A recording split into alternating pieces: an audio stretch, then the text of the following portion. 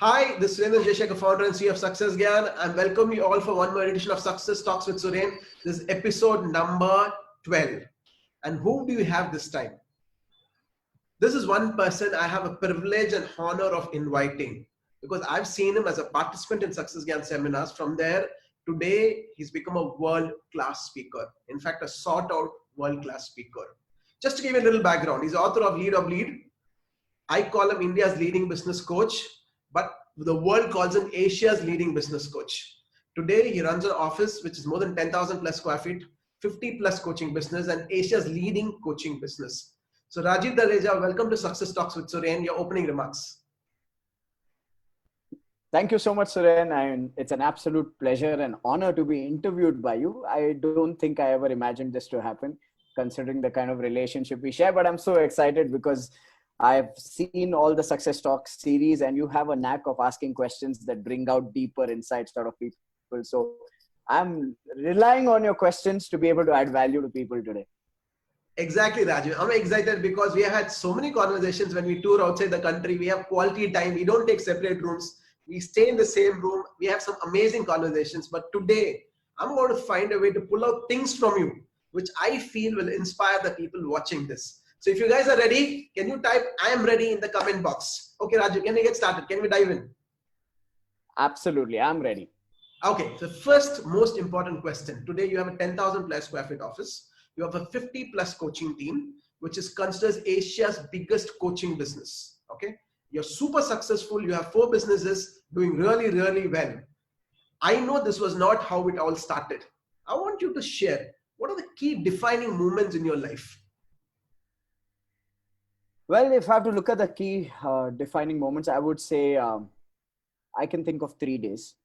First, the day I decided to be an entrepreneur. I remember I was in the final year of my BCom and I was very uncertain. I was very clear I didn't want a job. I was also clear that I didn't want to just go for further education for the heck of it. So my dad had given me an ultimate, you need to start something of your own. That's a story for another day. I was clear that I don't want a job. So I think back in 2006, when I made that decision, sitting in a barista on St. Mark's Road in Bangalore and deciding that, okay, I'm going to start a training and coaching business. We're going to call the company Quantum Leap. I think that was the first defining day because that's where the madness started from. The next defining day, I would say, would be in December 2012. When I went bankrupt. I shut a recruitment business that I started. I shut an outsourcing project management company that I had started. So the second most defining day was the day I failed, because that's when I truly understood the value of money. Because as an entrepreneur, for the first 6 years, I share this quite often on stage, is that I went with the flow. I was very good at what I did. I never took money for myself, never made enough money as a business. And I used to always think money is not everything in life. And if I'm thinking about money, I'm being greedy. Yeah. And 2012's financial failure especially created that awareness and realization that money is an important metrics in business. And you can't discard that. So that was a second defining day, 2012 December. And I think the third defining day was October 2014. To be specific, 25th of October 2014. Because that's the day I decided to invest in my learning and make changes in my capabilities so that I could achieve what I wanted. So for me, those 3 defining days would be the day I started, the day I went bankrupt, and the day I started learning. Those would be my 3 defining days. Yeah, I've been part of some of your defining moments in your life. Okay, Rajiv, I know you've been a student in Success Gyan seminars. In fact, you've been a high-paying Success Gyan student. From there, today, you're a world-class trainer. Okay, people always see the rosy side. Your 10,000 square foot office, you're running with Gary Vee, you're doing the stocks. But I know you've gone through some of the most challenging times anybody can go through, worst lows. I want you to share some of those challenging times and what is that you actually did to overcome it? I think quite a few. One thing would be that the initial phase of challenge was really alignment within the business. The people I started the business with left halfway. So letting go of business partners was a very, very challenging phase, which created that self-doubt. That is there something missing in what we are doing? Is there something missing in the vision that we have of what we want to build? So that created self-doubt. That was one very important challenging phase that I can think of. But I think the most defining phase was 2012, purely because it was in December 2012, in the same week when I went into a 70 lakh loss and a 45 lakh rupee debt. My dad went into a 3.5 crore loss and a 1.2 crore debt. So as a father and son duo, when we were sitting on that 1.7 crore debt, it really pushed us to the wall, because during those times, everybody looks at you as a criminal.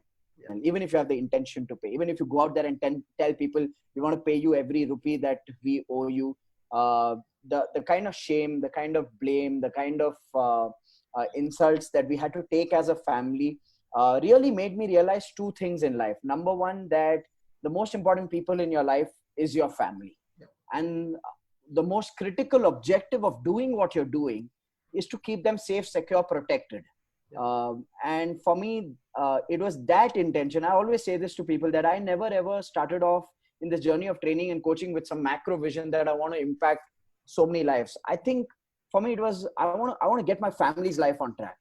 That's where the hunger came from. And that's why I resonate and relate with small and medium business owners, because I feel those are businesses that are around taking care of their family. So for me, the worst challenge was to see the loss in confidence as a family, to see the shame that we carried as a family, the pain we carried as a family, how we actually I always say this to people, when you don't have money and you lose money, it doesn't hurt that much. But when you have money, you have a respect in society, in community, and then you lose money, you don't just lose money, you lose a lot of confidence.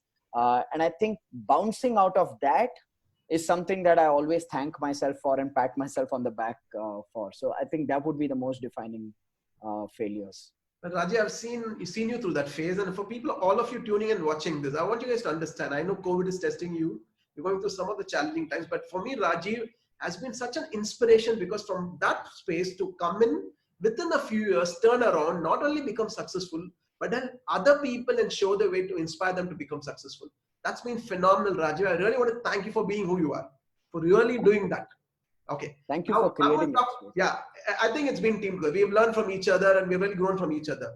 And there's one person I believe who's a very crucial piece to the puzzle. If not for her, I don't think Rajiv would be Rajiv Talreja himself. Okay. You're talking about Bhakti, your wife. We both love her. There's no doubt about it. Yeah. I know Bhakti has been a huge pillar of strength. Okay. And she's really helped you to really find your true potential. From a coal, if you have become a diamond, I think Bhakti has played a major role. Can you share what role Bhakti has played in your life? I always say that she's my first coach, right? The number of times we've had a conversation that how crucial your partner is. Yeah. Your partner can either make you or break you, right? And mine made me. She's always been my first coach. There are certain distinct memories that I can never ever get out of my head. 2012, when we got married, I think within a month, my family went into a financial crisis. My businesses took a hit. Dad's business took a hit. And Bhakti stood like a rock for the next 2 years, supporting the family through the income that she generated. And not once, every couple has their highs and lows. Every couple has their quarrels. Not once did she ever make it count or sound like, okay, I'm the one who's taking care of the family. In fact, she would have fights with me, because as a husband, sometimes I would go into guilt mode of asking, quote unquote, saying that, okay, I need this money for this thing at home or anything. And when she would identify that because I was not comfortable asking, I did not ask, we would have fights on those topics. Okay. That how the hell can you differentiate between your money and my money? How the hell can you differentiate between us? That is one distinct thing that always tells me that I have the right partner. The second thing I remember was in November when I was attending the first ever Millionaire Mind Intensive in Bangalore. And I really wanted to sign up for Haveker's bouquet of programs. And it was on my mind. Both of us, Bhakti and I, were attending it. And she looks at me and says, please go sign up. And don't worry about the money. We'll figure it out. And often when I have participants who come to our programs and say, my partner's not okay with it, my spouse is not okay with it, I just look up to the sky and thank my stars, because probably that day I would have walked out of that room telling myself I don't have the resources to invest in my education, but she emphasized that I need to invest in my education. So that really speaks volumes of who she is. And I always say this, she's more courageous, more abundant in her thinking, extremely balanced, and a true believer in me. And having someone like that with you 24/7 is an absolute blessing. So she's my first coach. I totally agree, Rajiv. I think Bhakti has been phenomenal. I have to thank Shiny for that. If not for Shiny, I would never do the work I'm doing. I think we are lucky to have some amazing spouses in our life. Okay, today both of you guys are a power couple. Okay, you're India's leading business coach. Bhakti runs a company called Dreamcraft, which is India's leading event organizing company. You guys are a power couple. You guys support each other. Can you share the secret? How do you guys really make this work? Because we have a lot of married people watching this right now. Okay, can you share us the secret? How does this really work? I think our secret lies in the climax of the movie English Winglish, when Sridevi stands up and gives that speech in her niece's marriage about the meaning of marriage. And Bhakti and I so resonate with what Sridevi said in that movie, where she said that marriage is coming together of two equals and you need to respect each other. I think foundationally, what works magically for both of us is the amount of high respect we have for each other. I really respect her for her values, who she is as a person, the cleanliness of her heart, the purity that she carries. She respects me for my skills, for my talent. She always keeps telling me, I can never do what you do. So there's this ground we found of really respecting each other.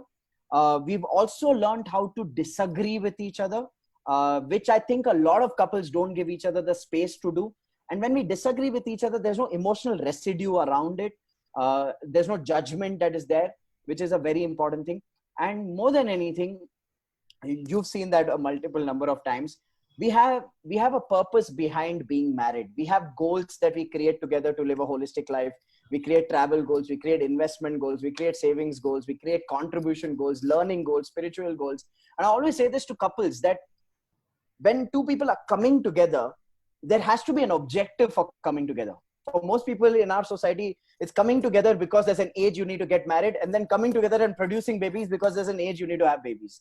For us, it's never been that way. We've really defined who we want to be for each other, who we want to be for our family, who we want to be to society. So those goals really inspire us, and we are like two friends, two companions taking that journey together. That works for us. Yeah, I've seen this magic, Rajiv, and I think someday both of you should do a relationship course.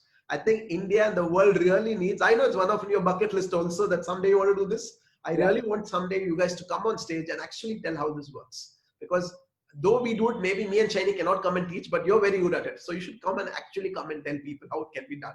And it's good to have a life like that, right? You love going back home. Just like that, you love going to work, you love going back home. Okay? Absolutely. Okay, now let's come to the question which most of people have been asking me. And they told me to ask you this question. COVID has disrupted businesses, correct? People are going through nightmares not knowing what is going to happen. What is your advice to business owners? How should they navigate through this phase? Firstly, it starts with acceptance that there is uncertainty and the uncertainty is real. So let's not cover it up with motivational thinking at this point of time. That's the least of things. We need to be positive, not motivational. Okay. We have to be connected to the uncertainty. And I think for each business now, it's going down to the level of evaluating. In my head, I've made them like 4 M's. Okay. The first thing that any business needs to evaluate is the relevance of their business model at this point of time. In terms of, do you have the right structure to continue to add value to your customers in a manner where they're willing to spend money on your products or services? So the first thing is the business model side. So that's the first M, the model. The second thing is marketing. I think I've been saying this for the last 5 years, and it makes me sound like a visionary in my own head sometimes, that I've been telling businesses that you cannot be reactive in marketing. You cannot wait people to come to you. You got to be proactive. And now today that's become a necessity. Today, no business has the luxury to sit back and say, okay, we are waiting for footfall into our retail store, or we are waiting for inquiry to come in. So the second M that every business owner needs to take charge of is marketing. And the biggest mistake some people are making is they're thinking nobody is buying. Yeah. Well, the reality is consumption is continuing. People are spending money. Somebody is buying your products or service somewhere. The question is, are they buying from you? So you need to market. The third thing is management. Every team member, every department in your business today has to be managed proactively. It has to be optimized. Gone is the era where you can have the luxury of having a team member who you don't know what they are doing and you're just paying them a salary. So you've got to optimize every single department, every single piece of infrastructure, every single human being on your team during these times. So management is again a necessity. And the fourth thing is margins. I feel somewhere over the last 7 to 9 years, I don't know what people have been up to, but most entrepreneurs got into this rut of doing business at any cost, selling their products and services at any cost without margins. And for me, that foundation has never changed. For me, business is always going to be an activity where you add value to your customer, you fulfill their needs, and you make money for yourself. And most people somehow over the last 7, 8 years have gotten into this rat race of just selling and not making money. And today is the time people have to be conscious about their margins, because if you're not making money, there's no point doing what you're doing. So I would say these 4 M's, people need a lot of depth in thinking, in brainstorming, in coaching, on the model, on the marketing, on the management, and the margins. I love that, Rajiv. I love the way you actually put it out. For guys, if you got it, I want you guys to type 4M in the comment box. And I think, Rajiv, you're brilliant because you have been talking about marketing for many, many years. As you said, today it's the need of the hour and somebody is buying or not, correct? You can actually rework it. Okay, next comes my question. Today in social media, we've been hearing this term. Businesses should pivot now. Business should pivot now. Okay. Now suddenly I get confused what that exactly damn means. Everybody's talking about this. What's your take on it? What do you mean by pivot actually? What are they actually trying to say? I think all people are trying to say is sell whatever somebody is buying so that you can have some turnover and some profits with yourself. Essentially, that's what they're talking about pivoting. But is it suicidal? For me, I don't know. Is the right way to go forward? I think there are 2 things. When you pivot to survive, that will not become the next big opportunity for you. You will still only survive. Like I know for a fact, the event management industry has been hit. I run an event management company, right? Now I am seeing event managers, for the sake of survival, they are getting into selling PPE kits, selling gloves and sanitizers to their corporate clients. And I completely empathize with them, and I'm with them on that, saying that, hey, good, you're at least keeping the cash flows ringing so that you can pay people salaries. That's amazing. But just know that this is temporary. This is not going to become the game of your life, because tomorrow that would be disastrous, where you become an event management company and you're doing merchandise sales and PPE kit sales and you're selling helmets to people and all of that. It won't make any sense. So I think pivoting out of survival for a temporary basis is fine. But the true sense of the word pivot for me lies in building something that is going to be scalable, that is going to be profitable, and that is going to be an expression of your own vision as an entrepreneur. And unfortunately for a lot of people right now, because the fear levels are so high, the number of messages I get on a daily basis: hey, we've taken dealership and distributionship of sanitizers. Do you want sanitizers? Yeah. Hey, we've taken dealership and distributionship. We are making face masks right now. Do you want face masks right now? If you have underutilized capacity and you're changing that, if you're running a tailoring studio and suddenly you're making face masks which are fashionable, great. You're meeting the need of the hour. But if you're going to sit and set up a factory to set up and stitch face masks, God bless you. Because is that something you want to do for the rest of your life? So I think while the survival is important, people also need to be very aware to the long term, and they rather spend this time to prepare for the long term rather than look at this short-term survival game. Because you've heard me say this multiple times: if your business is not profitable and scalable, there's no point of being in business. So build something that is scalable, that's worth investing your life in. That's the way I will always look at businesses. Like most of the trainers who had come in, like we had Jack Canfield, Brian Tracy, all of them almost said the same thing. Like, this is the time where you actually rework, think what needs to be done so that you can really come out better, rather than really, as you said, do things for survival, which might come back and bite you. Because once you go that direction, you can never come back.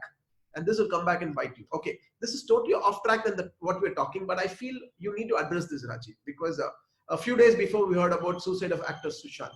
We've been hearing a lot of suicides from entertainment industry, a lot of industries. Okay, because you wrote a lovely post in Facebook. I got to read that post. I really want to tell people today. I know people are depressed. I know people are going through a lot of challenges. What is your message for these people?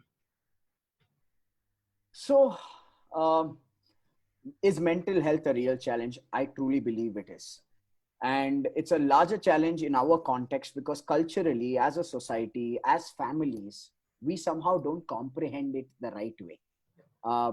Most of our parents or our older siblings lived a life in an era where they were taught, and they genuinely accepted it, that life is a compromise. Correct. And because they genuinely internalized the concept that life is a compromise, for them, anything like mental health seems like a concept that they can't wrap their heads around. Having said that, today I truly believe that life has gotten a lot more complex. We can't deny that.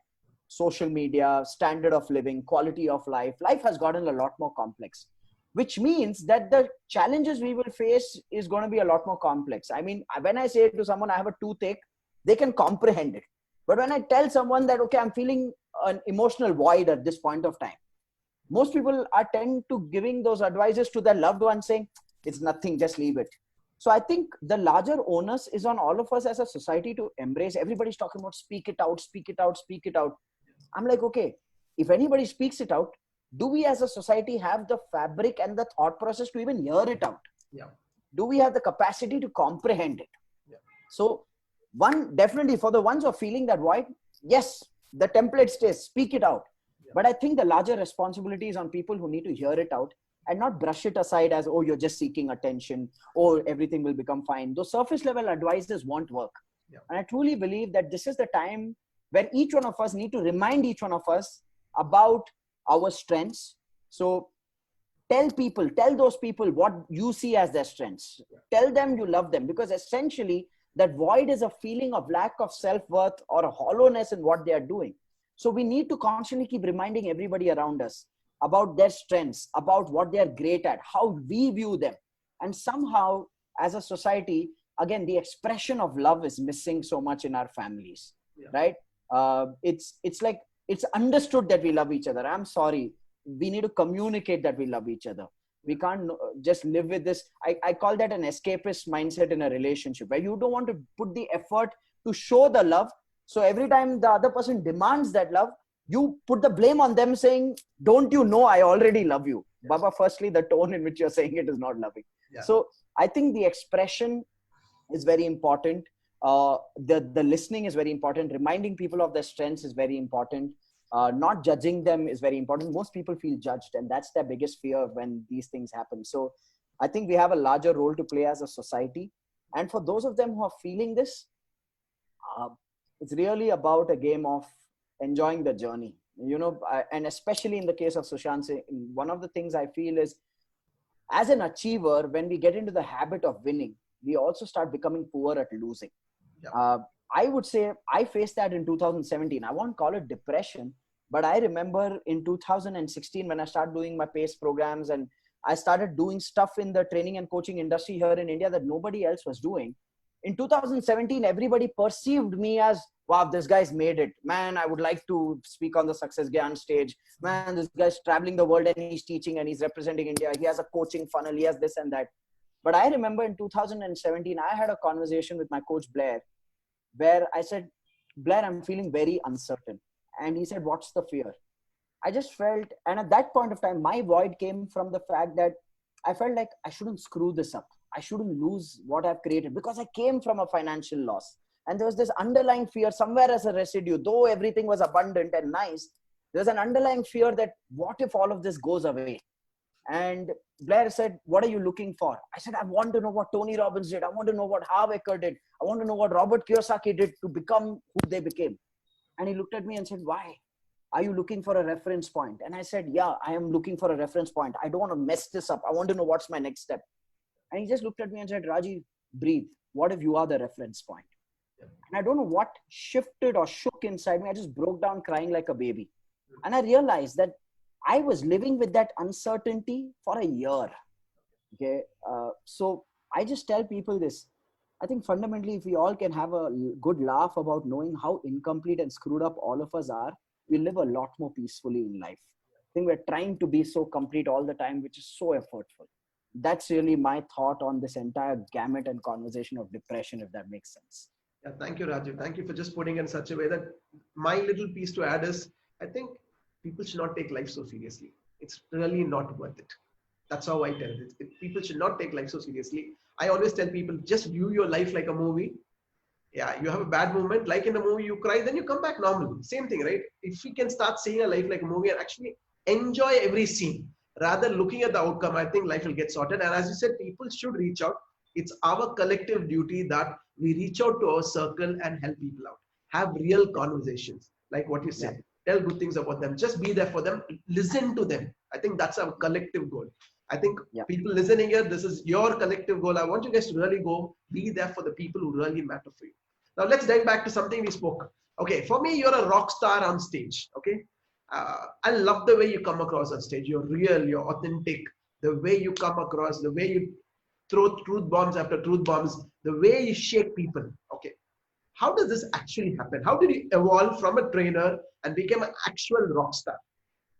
Um, One thing I know about myself is I can't bullshit. Okay. Okay, which means, and you've seen that there are times you guys have to come and pull me back saying, go easy, go easy. Yeah, I just can't be a cheerleader to people's stupidity. I know that about myself. If I see someone being overtly foolish in their decision making or in their thought process, I just like to call it out, because I feel if I do it any other way, I'd be doing disservice to that person. Yeah. Probably that I'm getting the opportunity as a coach to see someone play below par themselves, or see someone play way above their own capacity. You know, you got to moderate people, right? There are some people who are like that Indian Idol contestant who suck at singing, but they come and sing pathetically with confidence. And there are some business owners who do that. So you got to kind of pull them back and really challenge them and question them. And there are some who are really good, but they struggle with self-worth. So you need to really remind them that who they are, why they started, what are their strengths, how they differentiate themselves with the rest. So some you have to uplift, some you have to kind of equate and moderate, right? So for me, I can't bullshit to people. I can't be a cheerleader to their stupidities. Neither can I be cynical about humanity. Yeah. I understand that as a coach, that's the ground I operate from, that all of us as human beings have potential. So for me, I think when I get on stage, it matters a lot that I give my best to people for a lot of reasons. Because firstly, for the first 10 years in the training and coaching industry, I was a struggling corporate trainer who waited for opportunities to do enough training programs. I started corporate training as a 19 and a half, 20-year-old. Yeah. So it took me 3 years to get even enough training assignments. So every time I get a training assignments today, still that 19 and a half, 20-year-old is alive within me who says, wow, we've got another chance to go and train people.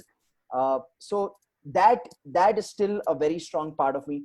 Another thing that is a very strong part of me is I like to measure the results we create for people. I always believe this, that any trainer and any coach is as good as the results they create for participants. And for me, if that result has to happen, I know what I need to transfer in terms of energy and information to people, and then give them that system to really handhold them and empower them. So I think that desire to create tangible results for entrepreneurs is something that drives me. Again, coming from the fact that for the first 10 years, I was a failed entrepreneur who set goals and never achieved goals. So a part of me is a trainer on stage who was deprived of enough opportunities to train. So I teach, I train on that stage like it's a temple for me. A part of me is that failed entrepreneur who was sick and tired of not achieving goals and targets. And therefore, to see another entrepreneur make money, live an abundant life, fulfill their own dreams is what gives me the biggest high. And lastly, I think over the last 3 to 4 years, the other thing that has grown within me is the desire to be the best, if there is any method or metrics of measuring what the best is. But I just want to make sure that we produce results and we are the source of transformation to as many lives. So I think all of this put together brings out that madness on the stage. Let me put it that way. Totally. Okay, for guys listening, I want you guys to type Rockstar because I want to share something here. 2010 is when we started Success Gyan. Rajiv, you know that. We bought Feb Brian Tracy to Success Gyan. 2012 to 2015, 16, I had thousands of people who walk into me and say, can I come and take your stage? Why do you only bring international trainers? Don't you have an Indian trainer?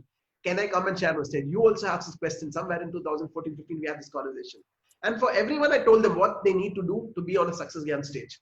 You're the first person who did whatever it takes to actually do whatever it takes to be there. And for me, I'm so happy and I have so much gratitude for God because you are the first one to do it. The bar you set for Indian training is like, people know. Now you have to be a Rajiv to even go there. Okay, that is phenomenal. And for me, I've seen you from day one.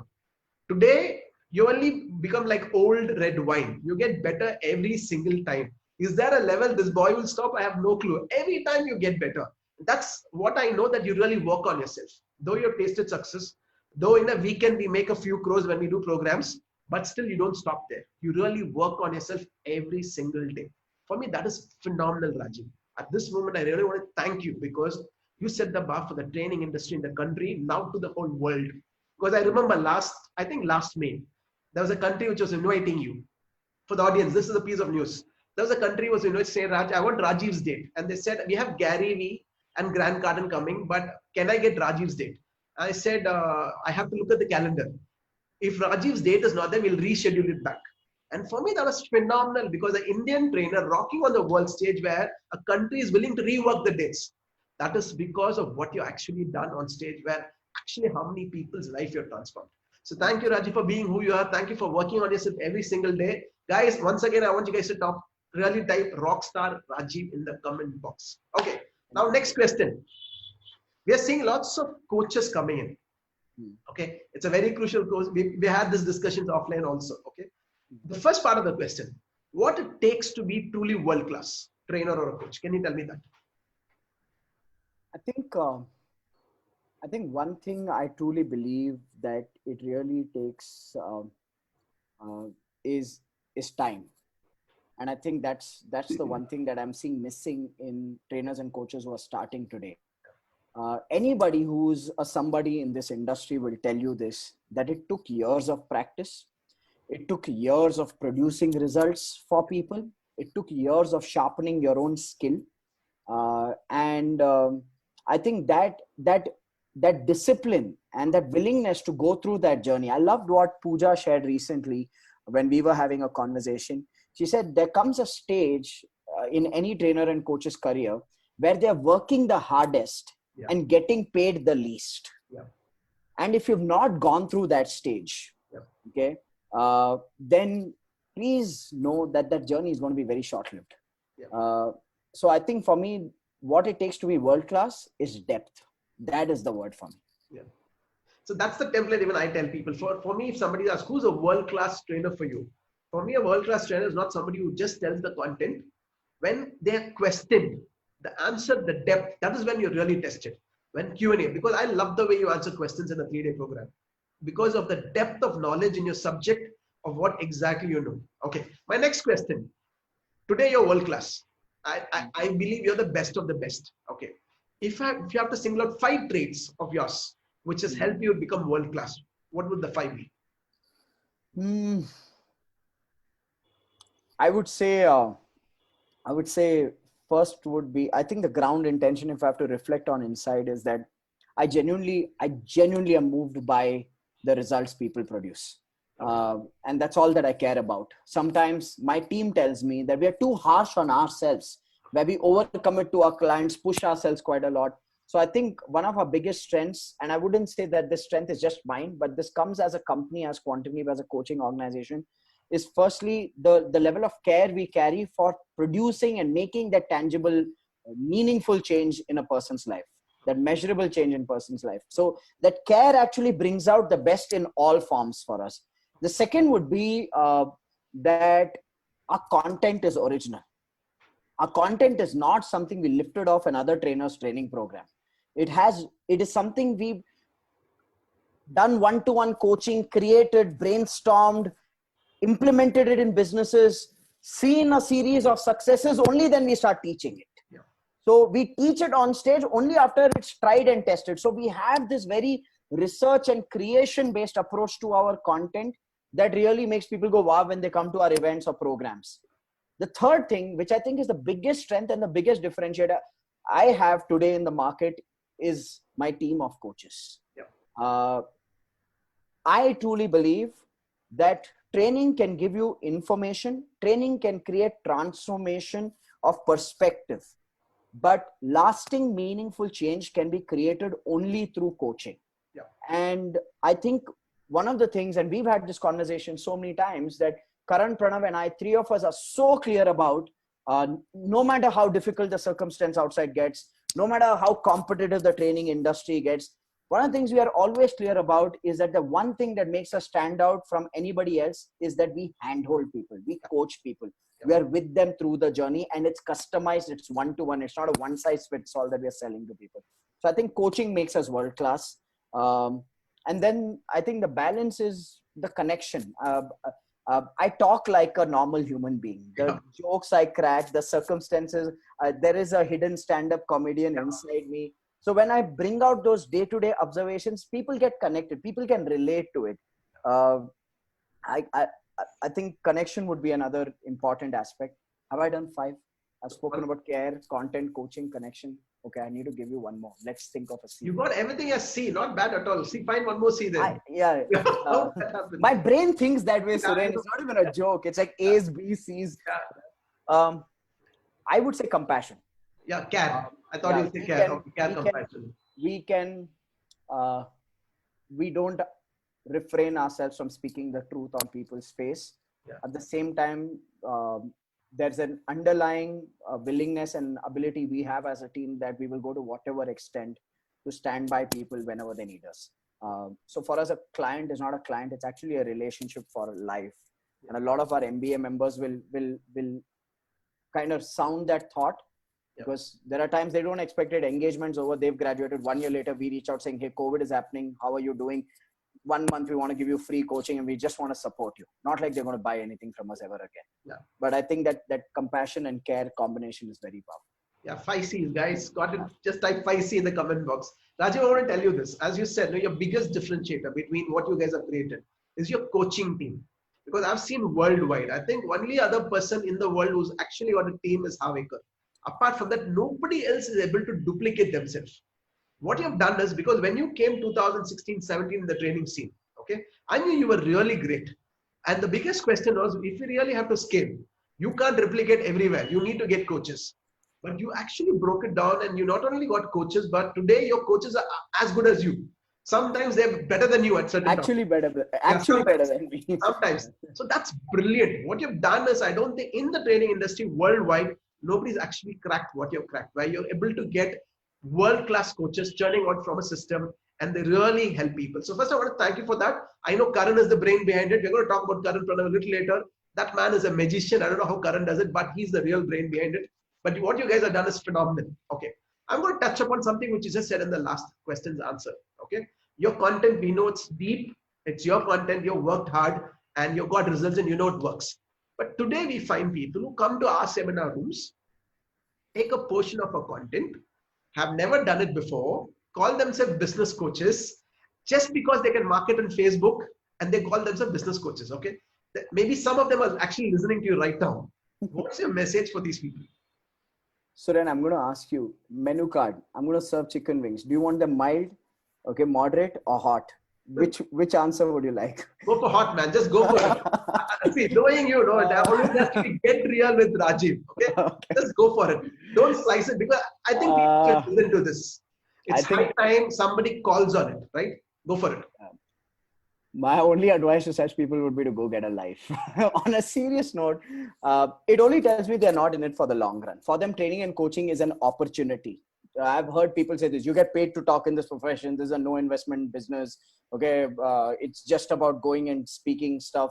And that's why they so proactively attend every program and then make notes like a student. And then next thing you know, they are sitting and saying, log into my webinar where I'll teach you 7 functions of business and I'll change your life. For me, that is plain simple theft. And I've had a difference in opinion with quite a few, sometimes with some other trainers who kind of justify saying knowledge is universal. I said knowledge is universal for those who have not created their own. Yeah. When you don't have, when you've not gone through the process and the pain of creating content from scratch, conceptualizing things from scratch, then you go take this macro spiritual plane of, oh, knowledge is universal, it is there to be spread.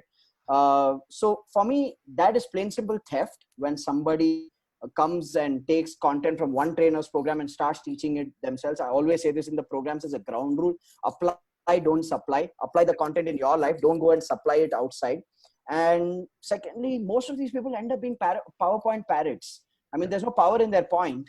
They're just like sitting and taking pictures of slides and then they go redesign it.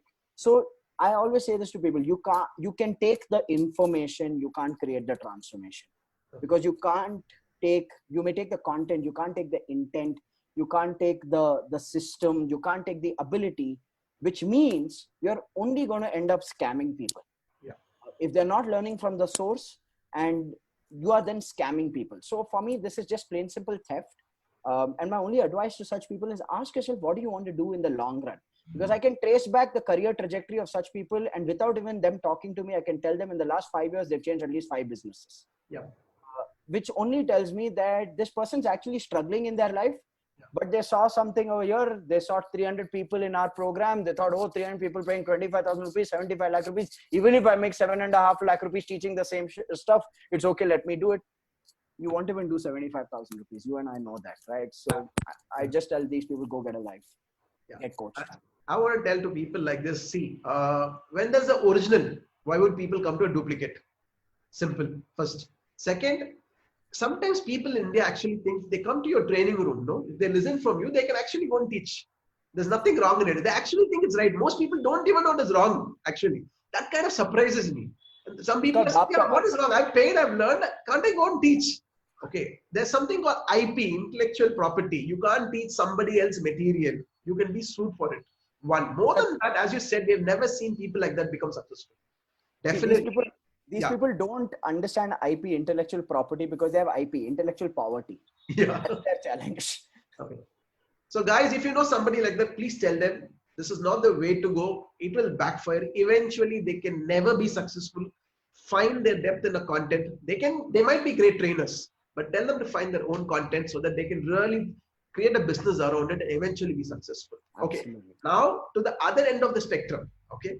Webinars are happening left, right, center. People are bombarded with Facebook messages and marketing. Okay. Now for the people who get these ads, how do they identify he's a right trainer or coach? Because I think people need to be guided, to be told how to actually find who's a good trainer or coach. Can you tell to the audience how they can identify that? I think that's a very important thing right now. Yeah, the noise is definitely loud at this point of time in the training and coaching space, right? And what I'm finding funny is that people who have nothing to do with training and coaching are thinking they can start doing webinars and becoming trainers and coaches, which is unfortunate. So I think there are two sides to this spectrum. Do we as a country need more knowledge givers? Absolutely, yes. Yes. There is no two ways about it that we have 1.3 billion people. Even if we have 20 lakh, 50 lakh trainers, it is going to be less. Yep. Okay, so we need knowledge givers for sure, but what we need is knowledge givers who are authentic, knowledge givers who have depth, knowledge givers who have genuine expertise. That's what we need as a country.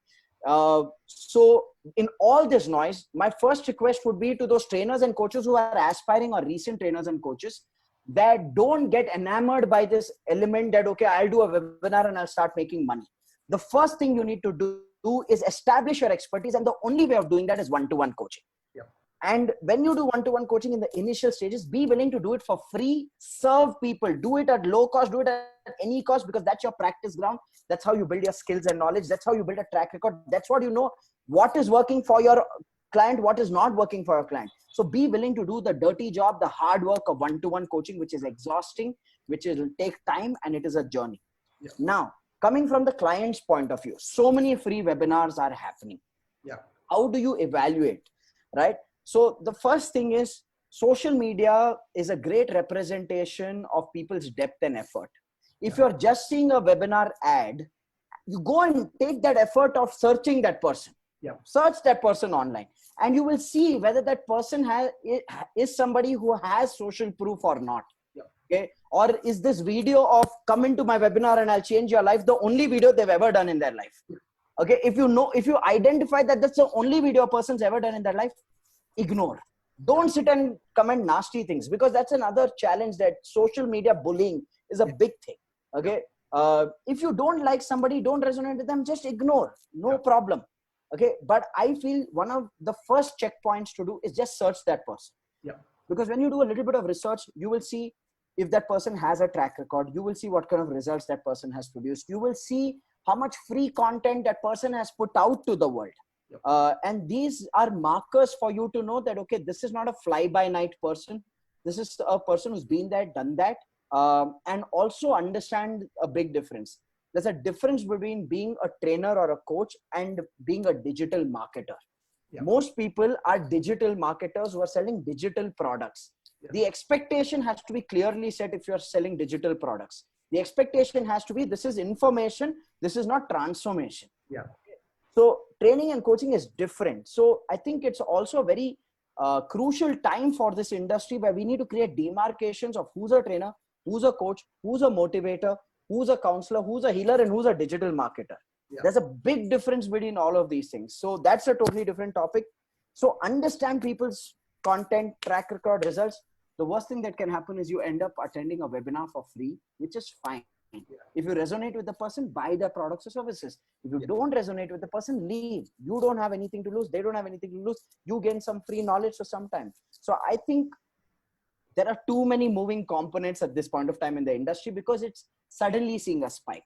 But let's wait for 6 months. The number of webinars will gradually reduce. People will realize how difficult this business is. And the ones with substance will last. The others will wither out. That's how every industry works, right? Yeah, Rajiv, because one thing we know for sure, if you can't give value, if you can't do transformation, you can't stand as industry because it won't work. People have to go and talk about you, then only it works. Because we have seen people come, spring up, do some training programs, but eventually they'll die down because they can't sustain in this industry. You have to be really good. You have to give more value than the money you collect. That's the thumb rule which we operate. Okay. I want to thank you and Bhakti for this because I know a few months before we have had this conversation about the industry, the way it is going, too many people going like this, and something you guys started, which I feel is a big differentiator in today's market, which is going to really help the training industry. You started Game Changers Festival. I think it was Bhakti's idea. Both of you actually came and started this, where you actually create a community for trainers and coaches where you tell them what is the right way to do it, how each them can help each other build a community together. Can you share something about Game Changers Festival? I think for us, Game Changers Festival happened at a point where the thought was, how do we filter out the best of the best teachings required for any trainer or any coach on two sides. One is the capability side, which is content creation and delivery of your training program or your coaching session. The other is the marketing side, because I feel for success, both these elements are important. The delivery and the design of your programs is very, very important. The marketing and the reach of your brand is also equally important, because there are quite a few trainers and coaches who are amazing at what they do. They create a genuine difference in people's lives. But because they've not mastered the marketing side of it, these are unknown faces and nobody knows them.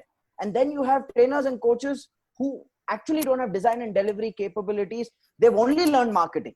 Yep. And these are the people who are ending up spoiling the industry then. So Bhakti and I took it upon ourselves last year, saying that what if we created a platform where we brought a balanced view of the best skills from across the world, okay, on the design and delivery side and on the marketing side. And we created a community for trainers and coaches where the first thing we drive is the intent and the integrity. The second thing we focus on is the content and the capability. The third thing we focus on is the marketing and the brand reach of a person.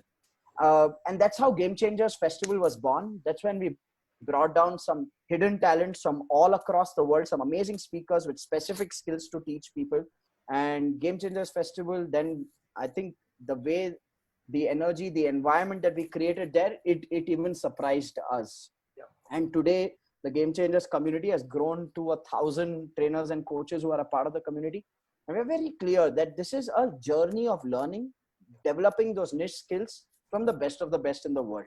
So that's how Game Changers Festival actually happened and how it's transpired into a community today. Yeah, it was amazing, Rajiv, because I think we've done 2 editions of GCF now, 2 Game Changers Festival. The community is almost 1,000 plus people, each person supporting each other, building things together as a community. And I feel it is a model to be replicated across the world, because each trainer, as you said, even 50 lakh trainers come in, there's market for everyone because the market is big. It's 130 crore people. People really need this information. Rather do it right way. For people who are listening, either trainers and coaches, how can they get to know about GCF? Can you please tell us where they can come and log in to know about GCF? I think they just search Game Changers Festival on Facebook. They'll find a Game Changers Festival page. They can drop a message on that, and our team is pretty proactive in responding and giving them details of it. Okay, awesome. Guys, just Google Game Changers Festival, just log in, put your name in, our team will come back and let you know what it is all about, how you can get connected and so on. Okay, Raji, let's dive down to one more most important thing. Okay, we spoke about a little about the man behind building coaches, Karan. And we also know there's a third partner, Pranav. You guys are like a holy trinity. Okay. And I believe without the other two, the other one cannot sustain. I always say 1 + 1 is 11. You guys are 1 + 1 + 1. It's like 111. That's how powerful you guys are. Can you talk about Karan and Pranav? Well, what should I say? I think three of us are totally incomplete and incompetent when we are looked at as individuals. But I think the three of us are like three imperfect pieces of a puzzle that come together and create that picture perfect. Karan is largely the brain behind the content structuring. Karan is the sweat and blood behind building that team of world class coaches on our in our organization. So he takes care of the coaching team and all the coaching clients, all the 750 businesses that we are coaching. He takes care of the metrics of growth of every single one of those businesses. Pranav is a true magician. On the other hand, a lot of people know Rajiv Talreja, but they know Rajiv Talreja because of Pranav, because he's the marketing side of the business. He's really built the brand and taken it out. So I feel one is between the three of us, we've seen hell and back as business partners, right? They say there are only two times a partnership gets tested. One, when you are totally bust and you don't have any money. Two, when you have a lot of money. And our partnership has been tested in both those phases. And between the three of us, what I love the most is that there's this unspoken, unsaid understanding and space that we give each other when we know that, okay, if it's anything to do with marketing, I'll take a step back and I'll let Pranav take the lead because I know that's his expertise. When it's anything to do with the team or the clients and the coaching system, me and Pranav know we need to just surrender to Karan. When it's anything to do with creation of the content, speaking on the stage, selling stuff, they give me that space to play based on my comfort. So as partners, because we are so different, even as people, we are so different. Yep. That is what makes us a perfect combination. And I would say this, that the biggest strength of our brand is our partnership and our team. And that's something that puts us to sleep every night with peace, knowing that, okay, we are there for each other and we have each other's back. Yeah, Rajiv, Karan, Pranav, three of you, the way you guys work is an example of how partnerships should actually work. Because sometimes people used to say, partnerships don't work. Normally you'll have problems, stuff like that. But you guys have kind of redefined it. Okay. The way you guys work with each other, playing on each other's strengths, it's amazing to watch. And I think the magic is because of three of you together. That's why the magic really happens. Okay. And I want to thank Karan and Pranav here, because when we started the journey with Helping Success Gang, we put you in the limelight, correct? So those guys were actually behind. Nobody knew they existed. But they're okay for them to let you to take the limelight, and really everybody knew Rajiv, India's leading business coach. They came in much more later. So I really, Karan, Pranav, you guys are watching. I want to thank you guys for doing what you did, because of you, we created Rajiv, and it's the team together which actually wins. Okay, Rajiv, let me ask you the question now. You know, trainers, coaches, GCF. What's your big goal with GCF? What is the vision of GCF? I think for me, the most fulfilling thing would be to create not too many trainers and coaches, but trainers and coaches that will become world class. For me, the quality of the content, the delivery capability, the intent of a person matters a lot. So that's why the community of Game Changers Festival is to create that platform where we give niche skills from the best of the best in the world to these trainers and coaches. We give them that space to really shine in the community by themselves. And eventually, I always believe this, that if someone has that within them, then they will shine and stand out of the crowd eventually. We just want to be able to serve and support such people. That's the bigger vision of Game Changers as a platform. Yeah, because it takes your time, because you don't get paid for it. This is just because you want to give back. That's the reason why we do it. And we do not want a trainer to suffer the path which you went through. It took 10, 20 years for you to reach there, right? And also for me, Suren, I think if I reflect deeply, the purpose of Game Changers, and sometimes I know you've had that conversation with me, Karan, Pranav have had that conversation with me, saying you're putting in so much time. Okay, it's not monetizing because you don't want to monetize it. You're giving away so much to people. Why are you doing that? But I feel for me, it's like paying it forward, and truly, it's actually an ode to our mentor, Blair Singer. Yeah. Blair always shares the story that in the 1980s, he woke up with a dream. While he was awake, he could visualize an army of teachers going and building other teachers. When Blair shared that dream, and the number of times I've heard him share that dream, it gives me goosebumps. And I think from 2016 till 2019, the thought was there that I want to do something for trainers and coaches as a way of living my master's mission, like contributing to my master's mission. And I very clearly knew that business coaching is my niche. Business coaching is my expertise. But this itch to create something just to be able to honor and take Blair's work forward was such a strong itch. So for me, Game Changers is really, I have this visual in my head of really bowing down to Blair, his legacy, his teachings, his authenticity, his integrity, and saying, okay, Blair, this is my way of thanking you for what you've done for me by creating more trainers and coaches who will walk the same values of Blair Singer. That's really the deeper meaning and purpose behind Game Changers Festival. Okay, we need to talk about the man which you just spoke, Blair Singer. I call him the magician, master of masters. What an influence he's been on all of us, right? All trainers in India. Anybody who's made it to take it, it's because of Blair. Okay, yep. Tell me your influence. What Blair's magic actually happened to you? Today we always thank Blair, right? What is the Blair magic which happened for you? I think one of the most powerful things that I have taken away from Blair is what an amazing student he is.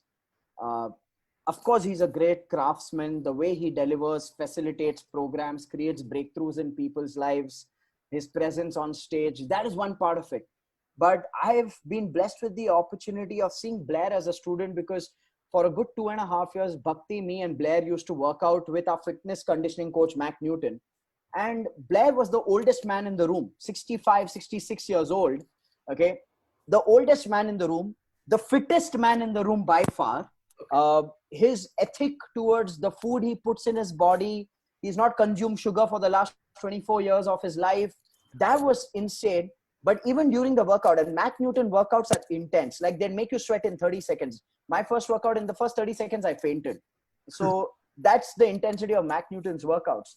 And I have seen this so many times in the class when we are working out on camera, or we worked out live in Phoenix, is that Mac would call Blair to demonstrate the exercise he wants the class to do.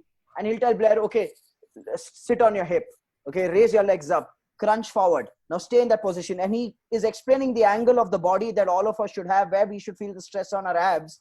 And Mac is talking about that exercise. He's briefing us on the posture for 4 to 5 minutes. And it's not like any human being would go do that very difficult pose, a posture, and then relax. But till Mac does not finish explaining for 4 to 5 minutes, Blair would retain the same posture. Wow. Okay. He would be sweating. His abs would be trembling, but he would not give up. And then till Mac says, he's a Blair, Blair would not leave.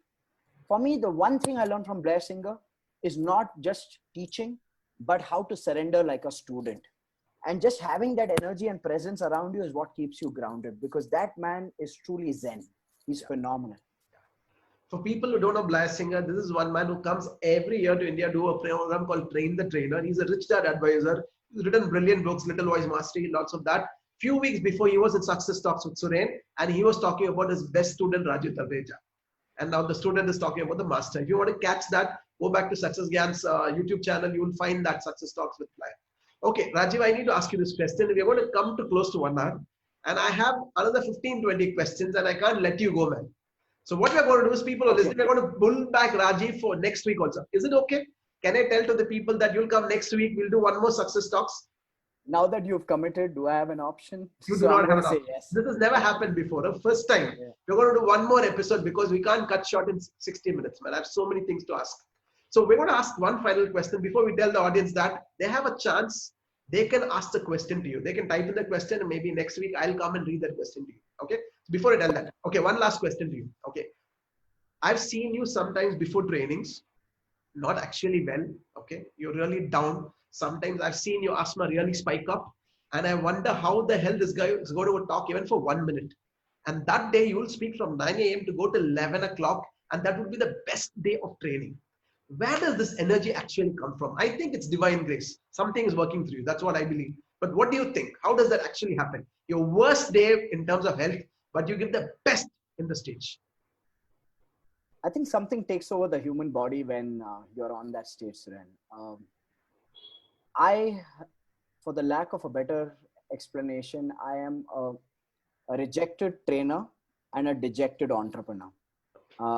10 years of not being paid well enough as a corporate trainer creates enough scars inside you that when all of this happens, when thousands of people come to listen to you, you know that this is beyond your dreams. If someone would have told me 5-7 years back that you'd be promoted by India's largest seminar organizing company, you'll be promoted by the world's largest seminar organizing company, you will pioneer an industry in terms of training and coaching in a country, you will have these many coaching clients, I would have laughed, because I never believed. I wouldn't even lie and say this was never on any of my vision boards. There was no law of attraction I ever did to any of these things. I think for me, every time I go on stage, it just reminds me of that first training program that I got when I was 19 and a half years old from a corporate client who said, Rajiv, I'm willing to trust you. You're 19 and a half years old, but I'm willing to take that bet. And every time I get to go up on stage and I get the opportunity to speak, I just ground myself to that. Where did it all start? And that journey was not easy. It was not pretty for those first 10 years as a trainer. The second thing is, as an entrepreneur, every year I was a very proactive learner, very good student. I used to read a lot of motivational content. I'm not a book reader, but I used to read a lot of motivational content online. I used to consume videos whenever I could. I've always been a sincere student, but somewhere for me, the complete solution never clicked. So, and because of that, as an entrepreneur, I was used to setting goals, not achieving, setting goals, not achieving, setting goals, not achieving. The number of business plan versions I had for my own business was not even a joke. So I think today when I see entrepreneurs walk through the door into our training programs, I know they're coming with a lot of hope, a lot of aspiration, a lot of dreams. And these are the true heroes of our country. The most under-recognized people on this planet are the entrepreneurs in any nation. They are the taxpayers, they are the job creators, they are the solution providers. These are the people who get pushed around by corporate decision makers like a doormat, because that corporate decision maker is a decision maker. These are the people who we see every day in and around us, but we don't really market and promote them with that enthusiasm because it's just another friend who's running their own business. So when I see such people walking through with that hope that, okay, going to this program will change my life, or signing up for this coaching will change my life, it puts a very big responsibility. And I don't give myself that permission that no matter what the asthma, how exhausted or how tiring, I think something takes over. And I remember the first ever PACE program on the 25th of April. It was a Saturday, day 2. You were there in Bangalore. You had a call with Sidra in that moment, who's my spiritual mentor.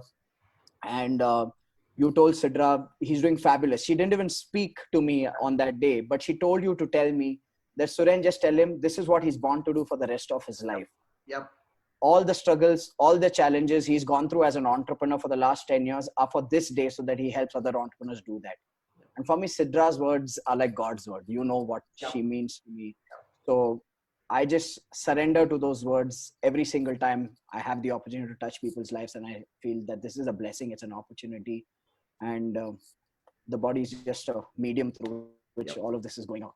Because every time we do a PACE program, day 3, by the end, all of us tear up, right? You literally tear up every time, because it's God's gift that you can do this, actually change people's life, and it's a huge responsibility. And every time you play 200%. I know Sidra has been a huge influence, but we are going to save it for next week. That's a big topic. We are going to talk about Sidra. We're going to talk about your daily ritual. We're going to talk about your discipline, how you're a lifelong learner. We're going to talk about what is your mission for training industry. We're going to talk about what you have for entrepreneurs. And we're also going to talk about what you're going to do online right now, because I know you want to really help people now, lockdown, and you're really working on online. We're going to talk about all this.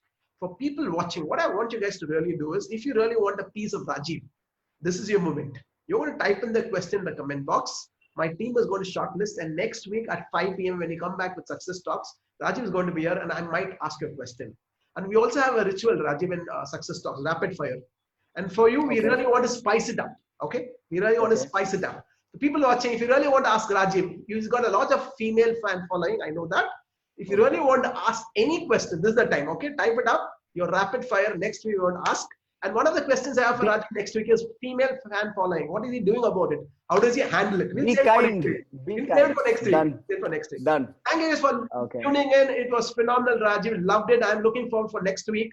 So next week, we're going to, I think, Success Talks with Suren. Again, thank you guys for tuning. What I want you guys to do is, I want you to share this 1 hour in your social media handles. I want people to see this, watch, and get inspired. Thank you, Rajiv. I'll catch you on Thank the you other so much, side. Suren. Thank Next you, week we'll everyone. catch Success Talks with Suren. Thank you so much. Done. Bring on the best questions that you get. We're going to bring it, man. We're going to really spice it up. Awesome. Take care. Bye-bye. Done. Thank you. Bye-bye.